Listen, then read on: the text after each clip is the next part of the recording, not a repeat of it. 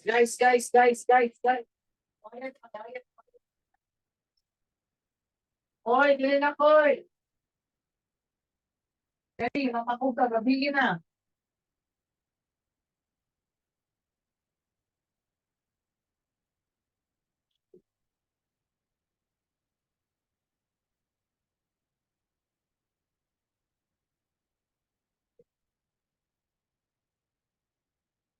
All right. Hi.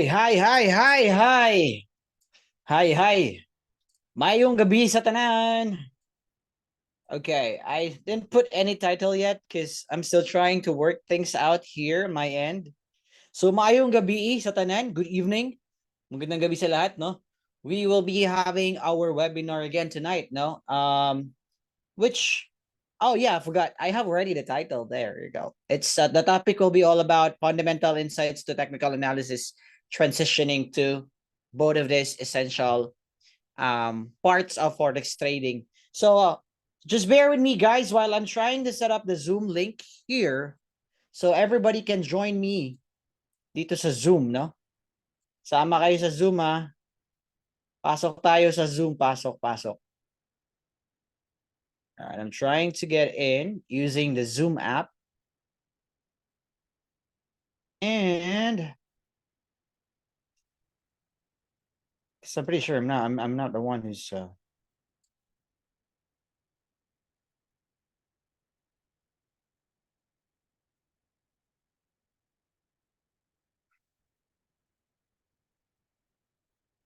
I'm gonna post the recording first.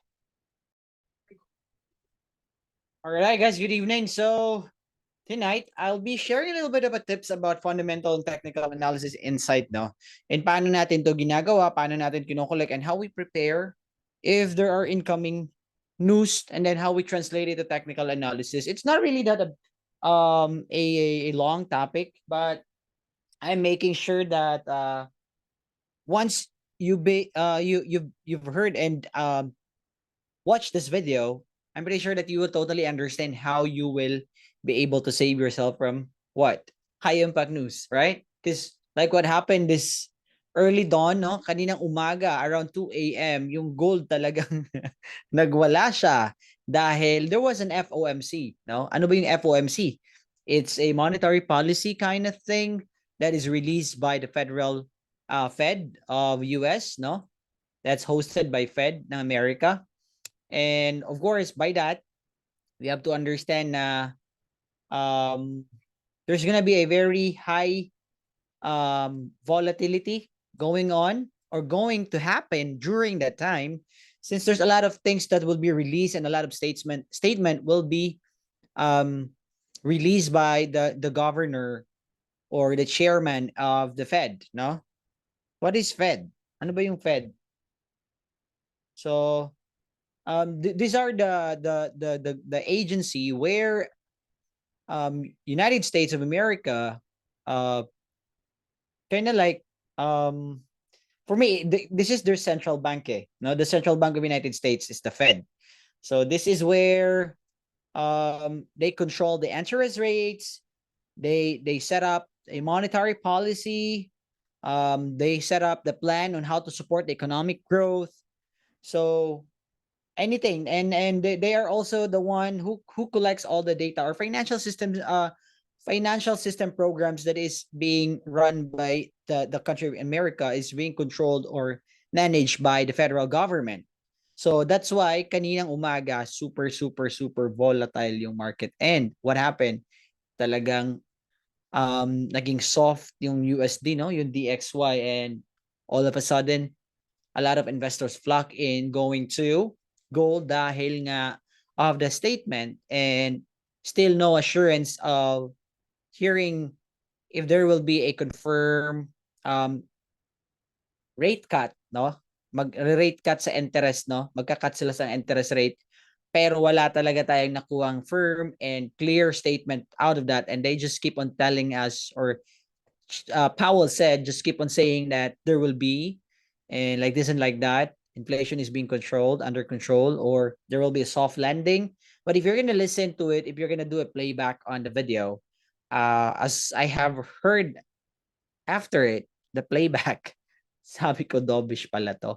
So even myself got a little bit in trouble kanina, but it's okay. That's part of the trading, and it's just gonna be learning that it's better not to really be part of or not to put any positions during this kind of big events. No, you're totally lahat ng mga traders ngayon, even technical traders had trouble. Though some of us were able to, no, pero hindi talaga yung fully confident of knowing what will happen, or the probability was just a little bit of ano lang talaga siya nung nangyari na yung news kanina. So let's go. So before I proceed, I'd like to share you something, guys, about IronFX. No, si IronFX, again, it's a CFD and Forex broker. It's an online broker specializing in contracts for difference and a foreign exchange for Forex trading.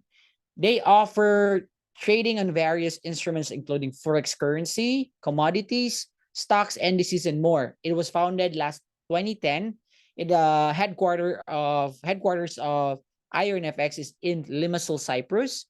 This company, or this Forex broker, is operating under various regulatory bodies depending on the regions, including Cyprus, CISEC, or that is Cyprus Securities and Exchange Commission, Financial Conduct Authority, or FCA, in the UK, Australian Securities and Investment Commission, or ASIC, Financial Sector Conduct Authority, or FSCA, in South Africa. And of course, wala pa po tayo dito dyan sa Pilipinas. Kasi Forex is not regulated, and no broker in the Philippines that is already regulated. All right?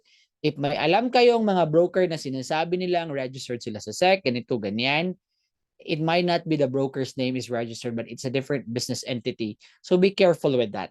Okay? Hindi po yan. Yan po yung tina-track ngayon ng mga SEC. I mean, ng SEC. Though as far as I can remember, last 2018 there was a memo. SEC give a heed for those who'd like to engage Forex trading to be very careful, because there is no policy or law that can protect us if the broker from offshore will not be taking responsibility of anything that is that will happen, no? So hindi naman sa sinasabi kong merong something going on, but if there are instances na bigla na lang mawala or so whatsoever, you have to make sure that you know and you have did a complete research of your broker. So next, Forex foundations. Ito na yung sinasabi natin, yung Forex foundations, guys. Fundamental analysis at saka technical analysis. Some of us just focus on the technical analysis. Some of you are fundamental analysis cross to technical analysis. I can either go, but more into I'm fond of reading and understanding what's going on. Then a little bit of technical analysis by going on to some of our friends, talk to them, ask them, and do some reference. But of course, I also have my own technical analysis way of trading and strategy. Hindi naman pwedeng wala talaga, no? So, for example, itong fundamental analysis, I'd like to make this a little bit of well explained, no? An example, if you can remember the rise of Swiss franc or CHF, it was discussed 2015 Swiss National Bank decision to abandon the euro peg. Explain how this unexpected event, along with Switzerland's reputation for safe haven status, caused a rapid surge in value of the CHF against other major currency. Nung nangyari ito, kung titingnan natin to technical, let me go ahead and pull up a chart here. Let's just go and check it. Wala namang mawawala. CHF, all major currency. Balikan lang natin. 2015, what happened? Uy. Bagsak na bagsak. Nagkagap pa. Pabalik na to. So we're gonna go and bring the monthly view. And what happened? 2015, here's the 2015. Somewhere down here. So there was an all-time, on 2015 of January, does something happen? Let me go and grab more of the detail to this para mapag-usapan natin. Right, let me just...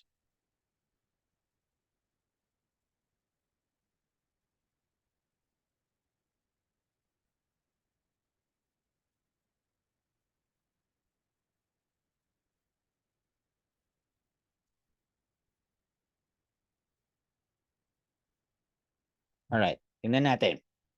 So by that, merong fundamental analysis nangyari or merong news na nangyari dito, no? So the moment it happened, the peg for several years prior to 2015, the SNB or the Swiss National Bank had a policy of keeping the Swiss franc artificially weak against the euro. They set a limit of 1.2 francs per euro, essentially promising to buy unlimited euros to keep the CHF from getting stronger. Why the peg? Why the peg? The aim was to make Swiss export more competitive, a strong currency. A strong currency. Anong sabi dun? Talang guys ha.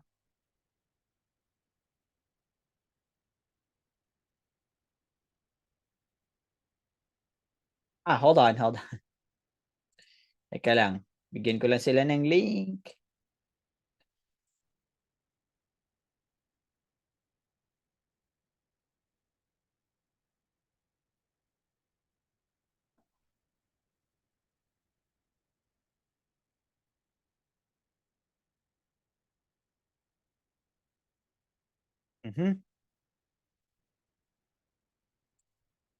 Okay. So everyone was shocked on the 15th of January, breaking the promise. With little warning, the Swiss National Bank shook the market by abandoning the euro peg. Essentially, they stopped artificially weakening their currency. What happened? The fallout. Investors who had grown comfortably with the peg suddenly panicked, and there was a huge rush to buy Swiss francs. Now that its value was no longer limited, the impact was CHF USD. The value of CHF skyrocketed against all major currency, not just the euro, in a matter of minutes, and pair plummeted as the franc gained massive strength. So kung alam natin to, we are getting, like, for example, let me just grab here. I always go and check Forex Factory, investing, and what? Let's just say CNBC is also one of my favorite. And then the all-time Twitter. Ito. No, si Twitter dito, kinukuha ko rin dito yung mga sentiments, the mga news like this. Like here, look at this, no?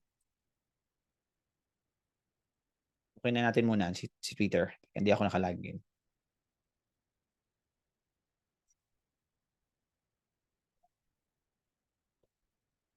See? You can get some informations also out from Twitter, CNBC, investing.com, and Forex Factory, like for the news, the listed news and unlisted news. You can always go and check this. Market hears a dovish Fed and sells the greenback. See, look at this. What happened this morning? Ito nangyari. Pero kung titingnan natin ngayon si DXY, it's now pumping back and might fill the gap and the week, no? Mataas-taas to eh. Might fill this area here and continues to pump up again. And we don't know. I don't know. I still don't know what's going to be the next move of the DXY or the US dollar. But as far as I am monitoring this, I can see that it might going to be going bounce back and take this possible area or supply above. And from there, we don't know. As far as we have to make sure that we're not just concerned, we have to follow the news by using the right sources of looking for fundamental analysis. So this is just an example. If you are not into this, wala lang, sa technical analysis ka lang, and you were like this was the exact time, like this one. Look at this, January of 2015. This is where it started. You got natin yon 2015. Look at this. Ito yun. Ito yung time na yun eh. Yan. Dito nagsimula and you just thought that, oh, it's just a normal market structure. Who would have thought that it will suddenly do a long, massive, crazy candle and leave a long wick? Tingnan nyo, diba? Between CHF and USD and any other pair na naka-pair sa CHF, no? Is apektado. Like what happened sa gold kanina. Pagising natin, at kala natin nandito lang siya and then it suddenly boom. So that what happened? That's what happened if we don't understand, if we do not cross ourselves towards fundamental analysis. And example, long-term trends in the USD JPY. Show a historical chart of the USD JPY. Technical analysis naman tayo. Highlighting how significant breaks in long-term trends, like breaking through support resistance level, often signal a major market shift. Long-term trends in the USD JPY. Show a historical chart of the USD JPY.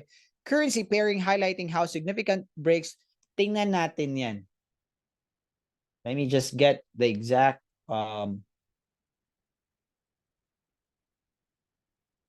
just give me one quick.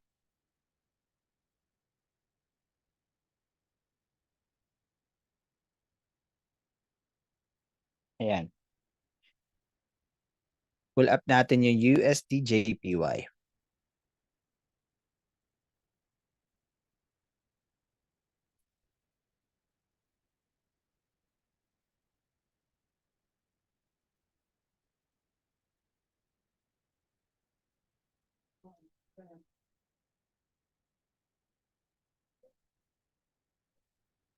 Tingnan natin. Look at the how the USD JPY move in a weekly basis. No, tingnan natin, ang tagal-tagal, there is always a long trend for USD JPY before things do a reverse like this. It's been a long sideways, or let's sabihin natin, yeah, probably this is just a sideways from what year? 2015 to 2021 up until 2021 pandemic and right now. And we don't know.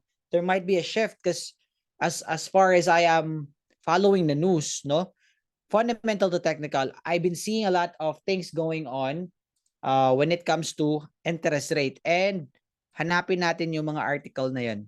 I have here some articles from BOJ, Bank of Japan. Eto, inflation target came with insight to maintain accommodative monetary policy. And a lot inflation target come, ito, move sense. It was since 27 or 2007, it was last or the other day that BOJ decided to increase their interest rate. No? Tingnan nyo yun. Ngayon lang sila lumaban. Pinataasan yung interest rate. BOJ increase rate. Let's get a detail of that story. Let's get more detail of that story because that's very important. And what will happen? Bakit ganun? Why did they decide that? They did decide to put it. Long hold negative rates. Japan had negative interest rates for years. Matagal na silang negative yung rates nila. And of course, there's an incoming Bank of Japan Governor Kazu Ueda signaled potential openness to ending negative rate policy. It was like sounded last 2023, but then it happens this year of 2024. Inflation was creeping up, and Japan's inflation, while below many developed nations, is rising and moving closer to their 2% target. Japan is also aiming to stay and have a stable target near to 2%. Though Japanese companies are facing pressures to increase wages, potentially fueling a more robust and self-perpetuating inflationary cycle. Now, what happened here is if ever this interest rate will still be added, I think Japan or JPY will have a little bit of attraction to some of the investors, and probably they will flock in. And we don't know if gold will start to plummet down. It might be part of the investors of going to Japan instead of choosing the USD, or we don't know if the Fed will be able to sustain and maintain the hawkish, right? So what I've heard this morning, and I'm not seeing a hawkish, I'm not hearing any hawkish tone, but we'll see because ito ang nangyayari ngayon sa fundamental analysis natin. People are more into interest rate cut than the interest rate now because of what is going on. Probably they're trying to make space for growth on economic growth or more businesses, but they're not achieving that, or they're not having that because of the interest rate is skyrocketed, or ang taas-taas na ng interest rate sa US. So what they wanted to happen is to make sure kontrolado, kahit man siguro bumaba yung interest rate, mag-cut sila, ay still gonna be still gonna be rooting for USDY because the confidence of the investor is there and they know that kahit na mataas yung inflation, but they're seeing good data for the last 2 months. Nakita natin may mga magandang data naman sa economy ng US. Not unless if the labor market or labor force will start to plummet down, then followed by some of the manufacturing, then we will be expecting what? Recession. Like, I just read a recession news coming from New Zealand today. So Euro, I guess they have already declared that. They have already said that. So kung ganun, sa technical side naman, we can always make sure that we'll just gonna, para sa akin na fundamental technical, kung ganito yung sitwasyon, I will just gonna go, bang mali ko dito, nagsiswing pa rin ako, alam ko nang naiipit na ako. Those are the things that make my mood out of this world this past few weeks, no? Kasi pinipilit ko, and I was like, the timing of the trade is there, but things are a little bit of way out from what we should be expecting. Kasi iba talaga yung takbo ng ekonomiya ngayon, and they're more into like trying to control things out through their statements, through their data. So importante ngayon. So as far as I have connected to some of our friends and heard them, they said talagang natamaan sila, apektado sila on their technical side. But I asked them, have you tried to like listen to the news and read some informations para at least hindi man lang talagang totally devastated yung mga trading accounts natin. So they said no, they're more into technical, but that's fine. So next is timing of your trades, no? Entry and exit points. Example, US interest rates hikes pull up a historical chart of a major currency pair like Euro USD. During a period of US interest rate hikes, show how interest rates changes fundamental often lead to clear trends and breakouts on charts. Technical providing trading opportunities. Nung nagtaas na ng interest rate yung US before the Euro started, of course, dominante yung US doon. Nung sinabi nilang magtataas sila ng interest rate, hanapin natin.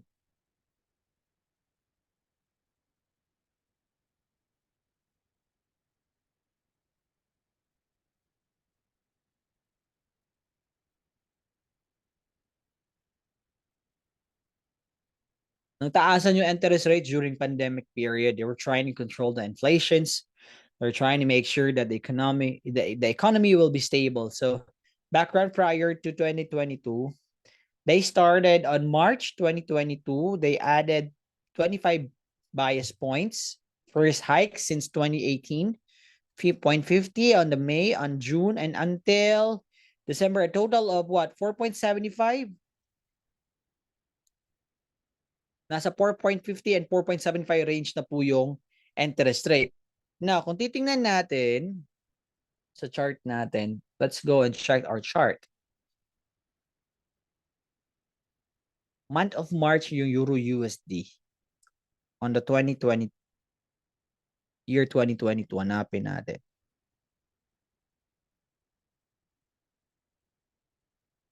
So look at this. Euro started to go down. It's hard as a rock, like a rock. And then here comes the interest rate. And look at this.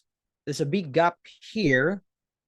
Ito yung month na pumasok yung interest rate sa March, first FOMC, and then nag-continuous na si Euro until also they decided to follow the decision of America or US, but then we understand that US was dominant during that period and it keeps on adding more increase on the rates, and right now, though Euro is starting to recover, and there also be like I've been hearing that there will be an interest rates and I can see good patterns now sa Euro.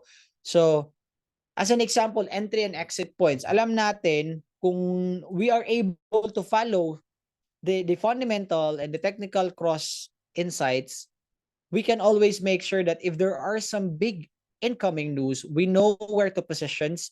And alam naman natin pag may mga FOMC, may mga non-farm, there is a specific character or specific attitude or galaw ng price or ginagawa ng isang pair. Like for example, sa gold, if there is non-farm, as far as I can recall, it gives a little bit of from the range of 400 to 550 pips yung ginagalaw niyan, no?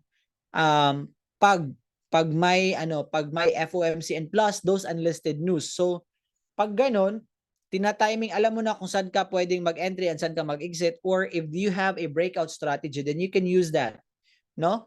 So confirmation signal, example, yung Brexit impact on British pound or GBP.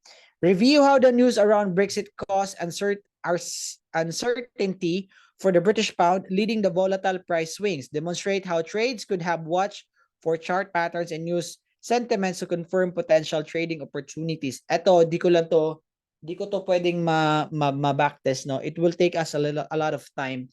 But if you are able, like this, for example, balikan natin yung kanina, sinabi ko, ito sa CHF, no? And then, you're able to follow, not just on the technical, focus ka lang na focus sa technical every day. You have this timing, you have this confirmation signals about an incoming change or policy or an event that could affect the monetary policy of a certain country, then probably you will have a confirmation signal to when would it happen. Sabihin na lang natin, I'll just gonna make this a little bit of more understandable. Diba sa news, may mga listed news naman eh, no? Like what happened ito.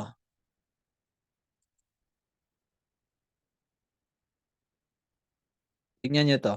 Yung FOMC, matagal na to. And when you say FOMC, there are 8 meetings. 8 ba? Tama ba? 8 times in a year sila nagmi-meeting. So we have already a scheduled FOMC. By the time na magpumasok yung taon or mag-end yung taon, meron ng schedule for the next year. So alam na natin to, and we know that these are important meetings and these are confirmations that this might be the thing that we have to watch closely and carefully, because it might really go swing hard or do a trend change or whatsoever would be the impact of the statement na sasabihin, or could be this news is already been naluto na to, hindi pa lang publicly announced, but then kasi more on sentiments yung tao pag nalalaman na ganito, the confidence change, their mood change, their plan change, especially if they were able to decipher it, like it's dovish. Sounds like dovish, sounds like hawkish. By the way, dovish or hawkish, dovish is kind of like an opposite word of bullish, or let's say bearish. It's a bearish, and then the hawkish is the bullish term for if central bank talk tone like hawkish or dovish, no? Yung ganun. Let me go back to the presentation. Okay, so timing confirmation, it's listed. Some of the news are listed, some of the topics are listed, some of the data that keeps on repeating every month is listed already. Ayan, balikan ko na naman. So, you know when is the exact timing for your trade, when to end, when to entry, or when to set up your positions. You know where to entry, you know where to exit. And then plus the confirmation that I have just mentioned and showing you right now, the listed news every month po ito pabalik-balik. Kung titingnan natin siya sa monthly na view, like this month, you will get all the listed news of the month of March, and then next moving on sa month of April. Pwede ka nga mag-advance kung gusto mong tingnan for the month of April. Ayan, first week of April. Ang daming mga FOMC speaks, no? So I'm expecting a lot of things gonna be happening on the first month of the second quarter of this year, moving to the last quarter of 2024. Then I'll just have to make sure that I always follow this data or the list of news that is coming in. And of course, there are some tentative here. Hindi naman lahat yan mangyayari. Meron din nababago yung schedules. So, what else? Protecting your profits. Ito naman, kung alam mo kasing yung fundamental to technical, the advantage of this is you are able to not just protect your profit, but you can also adjust and have a little bit of an advanced overview or step ahead of what is about to happen. Kasi, for example, no, the flash crash of 2010, familiar. Briefly discuss this notorious event where the USD JPY pair plummeted in a minute due to a combination of factors. Emphasize how unpredictable events underscore the importance of stop losses to manage extreme volatility. No? Of course, visual. Sa technical analysis to, kuha mo na, di ba? Galing ka na ng fundamental and you have this. This is a sudden impact news. It will first go out sa news and then suddenly it will reflect on the chart. So this is where you should have a proper focus. Use charts and graph to clearly illustrate the impact of historical events on price action. Time frames. Mix example using both short-term and long-term charts to show analysis applies across different trading styles. Plus, relatability. Choose examples within a time frame that newer traders can grasp. Last 5 to 10 years, grabe naman yun, ang layo. So, how are you gonna do this? Para sa akin, let's just go and check USD JPY.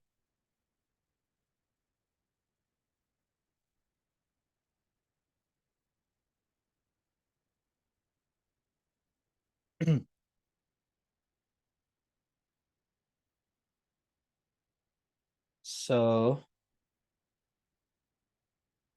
oh, by the way, hi, Miss Nick Kayla. Thank you again for joining. Raynan and Marlon.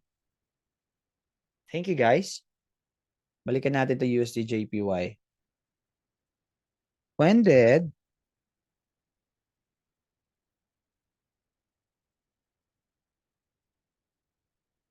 Nick Kayla, are you there?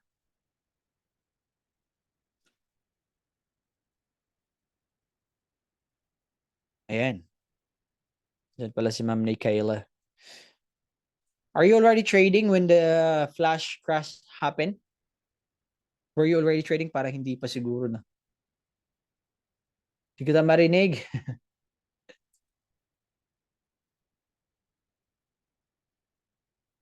Okay. So the major flash crash happened last May 6th of 2010.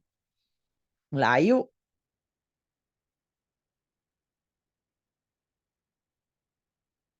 May of 2010. Ang layo na nun, di ba?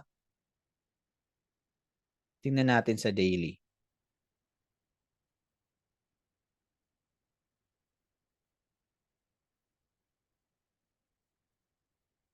Ito ata yun eh. That's May. No, this not May. It's okay. It's okay, Ma'am Nikela. It's all good. All right. This one. This is where the flush happened. It started here and all the way down going to November, and it started to go sideways, and it did more on the 2011, no?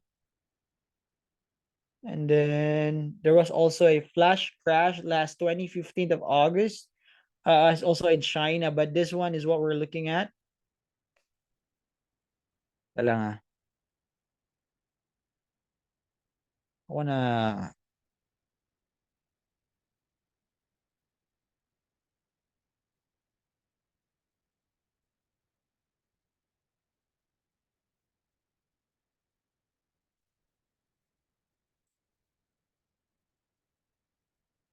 this was the...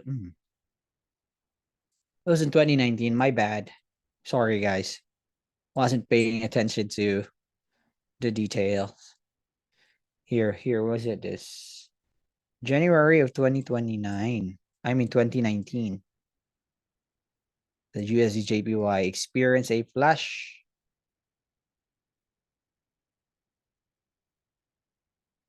Ito ba yun? Yeah. January 2nd. Yeah, this was the crash of USD JPY. Now, plummeted over 4% in a matter of minutes, with some secures reporting low around 104.50. Yeah. Grabe. Layo, no? Just what? From December 18 and this day, and bam. Yeah, we can consider also what happened to DXY today. It was sudden, it was sudden what? Ito, tingnan natin. Ito, si DXY. Eto, bam, bam, bam. Tapos nagka-gap ngayon, nag-fill na siya. So we'll see what's gonna happen. Pero ito yung sinasabi natin, no? If we have able to, or we are able to follow and know more about the fundamental or the news side of Forex trading, we are able to take advantage and be more smarter when it comes to our trading, not just on protecting our profits, but also able to what? Control and protect everything and use a proper risk management to avoid such kind of what? Towards incidents, a sudden drop or crash ng certain pair na tinitrade natin. So, balikan natin. It's not just because I like technical analysis or I just like fundamental analysis. I can just choose one of this as a trading approach or trading style or strategy. Because you can either take advantage of these two if you are going to combine this and make sure that you understand the technical side and the fundamental side. Tip: tingnan nyo lang yung mga news na nangyari na. Balikan nyo bawat month. Tingnan nyo yung mga news na nangyari na. Again, ito lang talaga. They have the same patterns except dun sa mga crash and sudden unlisted news. Pero yung mga data na kinukolekt natin, yung release ng GDP, release ng inflation or CPI, or release ng non-farm, and what else? Trade balance, yung mga ganun. Guys, you can take advantage of those news if you have data collected from this from the start of the year, 3 months, 6 months, and then you know where the timing is. You can really have an advantage using this kind of fundamental to technical analysis approach in trading. You just need to review those terms and those things that I have discussed last Tuesday. If you would like, you can always scan on my Facebook page. You have that recorded naman yun sa live stream natin. You can take advantage and search for those things that na-mention ko, kung ano yung mga high impact news na dapat nating bantayan. So I guess ganun lang. I'm not gonna make this complicated and complex on this topic, but on our next webinar, we'll be talking about what? Hold on. Here, trading strategy matter. Does trading or importante ba yung trading strategy? Or does it really matter that you have to really use or sasabihin natin dito, make sure na meron kang trading strategy na ginagamit, kasi there's gonna be an impact on your trading success and profitability, and making sure that your type of trading strategies is really working and doable sa inyo. And the key element and the effectiveness ng strategy natin, and we have to make sure that if it needs to be developed and if it needs to be enhanced, we have to do that. And the importance here is the discipline and the psychology. Kaninang umaga naging knee-jerk ako, nag-react ako agad, pero well, it happens already. You can't like go back to what already happens. No, you have to move on and just make sure to pick up things that needs to be learned here and move on. Tomorrow is another day. It's a new day. If you lost, you lost. Then wala tayong magawa dyan. So today is Thursday, right? Today is Thursday. We still have one day to go before the market close. I hope everybody can end the week with profit, with more gains and profit. And if hindi man, at least nasa 50-50 winning, ano lang tayo, winning and losing trades natin. Break even lang. So, I still be having a webinar on the, ayun, nakalimutan ko. That would be on the 26th of March. So, it's still 7:30 in the evening. Tuesday next week. Woo! Dali na biyahe. Okay. 26th of March, Tuesday, 7:30 in the evening. And month of April, I will also be hosting another webinar from the 2nd of April, and then April 9, April 16, and then I think most of all of the Tuesdays in the month of April, I'll be the one to take care of or the schedules for webinar. So right now, let me share you some things here. Maybe we can use this and take advantage. I'm going to turn off first the recording. And thank you so much, everybody, for joining and attending our webinar. But before we go,